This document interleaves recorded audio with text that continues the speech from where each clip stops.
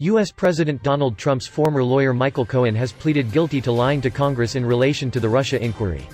Mr. Cohen admitted misleading lawmakers about a Trump real estate project in Russia. He appeared unexpectedly at federal court in Manhattan on Thursday morning. In August, Mr. Cohen pleaded guilty to violating finance laws during the 2016 presidential election by handling hush money for Mr. Trump's alleged lovers. Thursday's development is the latest twist in the U.S. Department of Justice Special Counsel's investigation into whether Mr. Trump or his inner circle colluded with a Russian attempt to influence the 2016 presidential election. Analysis by Anthony Zerker, BBC News, Washington. Up until now, Michael Cohen had been a tangential figure in Donald Trump's Russia-related headaches. After his plea agreement with the special counsel's office, however, he's now smack dab in the middle of Robert Mueller's probe. In particular, Cohen is reportedly sharing information with the special counsel about Mr. Trump's Russian business interests, including efforts to build a Trump Tower in Moscow, which, according to the president's former personal lawyer, continued well into Mr. Trump's presidential campaign. That runs counter to the president's continued insistence that he had no financial ties to Russia, an assertion he frequently made when questioned about his past praise of Russian President Vladimir Putin and efforts to improve U.S.-Russian relations.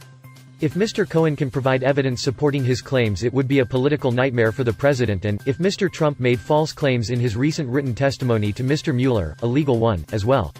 The president has been tweeting furiously about the special counsel team in recent days, and given the steady drumbeat of news on Mr. Mueller's investigation, it feels as though a crescendo is approaching.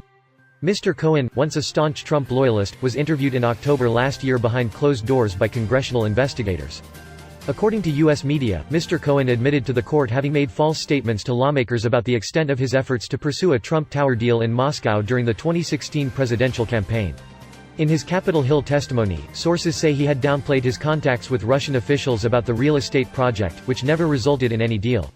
In a press scrum outside court moments after the hearing, Mr. Cohen said nothing to reporters. But his lawyer said, Mr. Cohen has cooperated. Mr. Cohen will continue to cooperate.